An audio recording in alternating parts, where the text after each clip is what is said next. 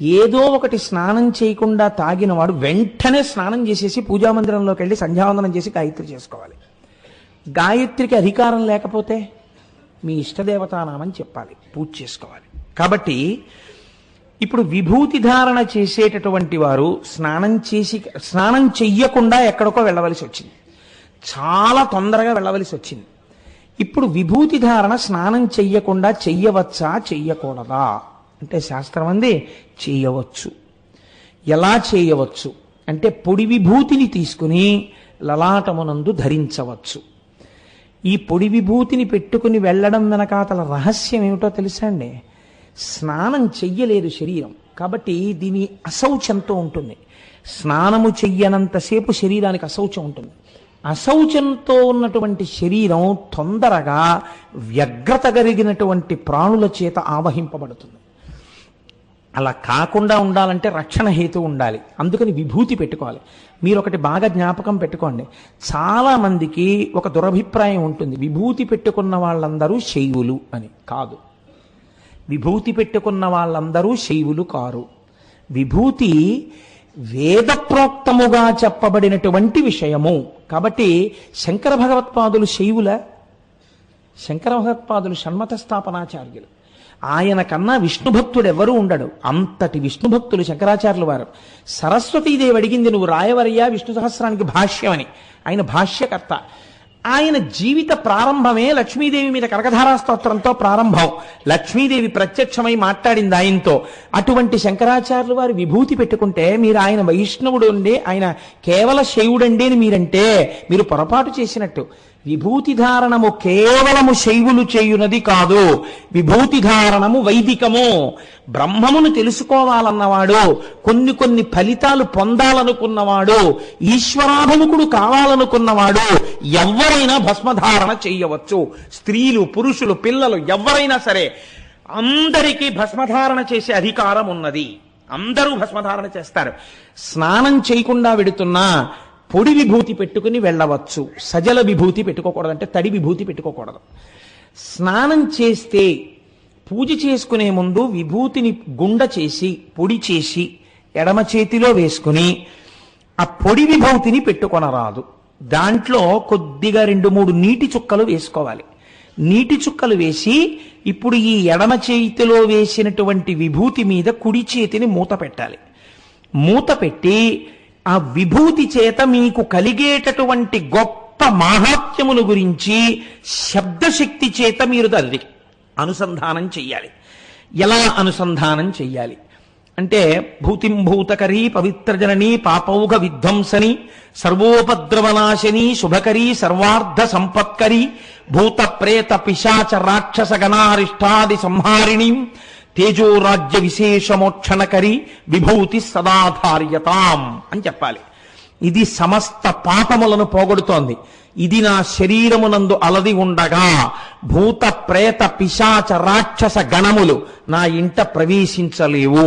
అందుకే ఒక్కొక్క మహాత్ముడు ఇంట్లో తిరుగుతుంటే ఆయన యొక్క ఆరా, ఆయన యొక్క విభూతి ప్రకాశించినంత మేర ఉగ్రగణాలు ప్రవేశించవు.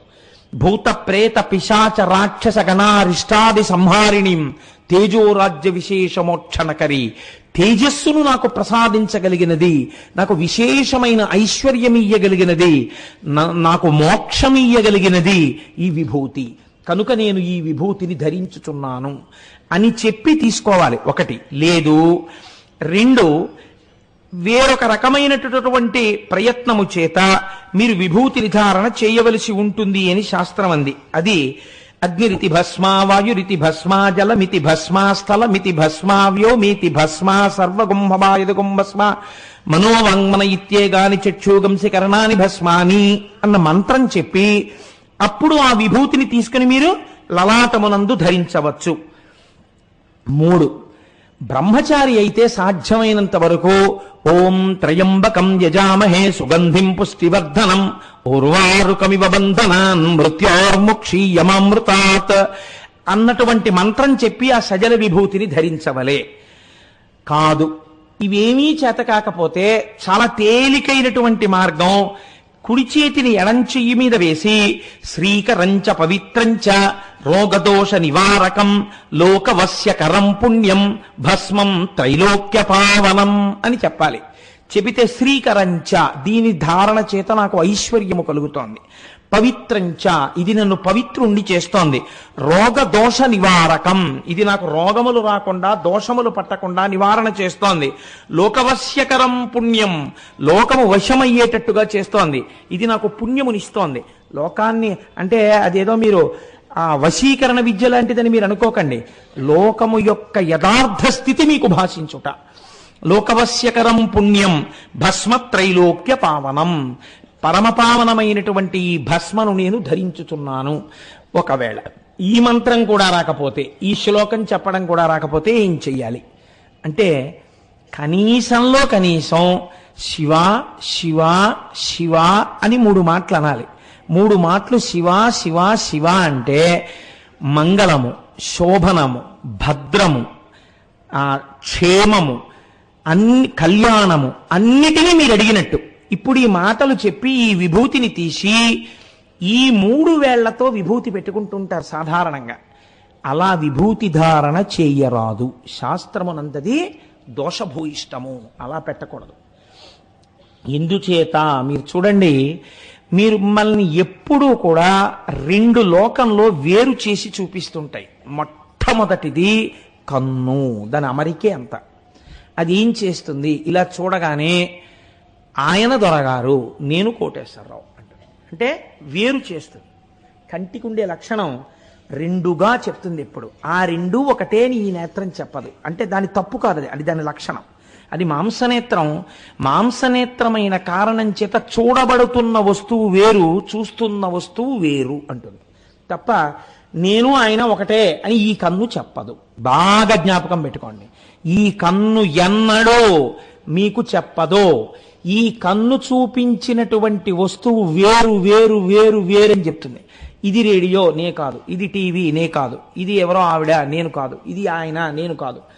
ఇది నా పక్కన ఉన్నటువంటి ఇంకో ఉద్యోగస్తుడు, నేను కాదు. ఈ స్టేజ్, నేను కాదు. ఈ కన్ను చూసిందల్లా ఇది నేను కాదంటుంది. ఈ నేను కాదనుకునేటటువంటి కన్ను చేత చూడబడిన మనోభావన ఈ వేలు చెప్తుంది వేరు చేసి.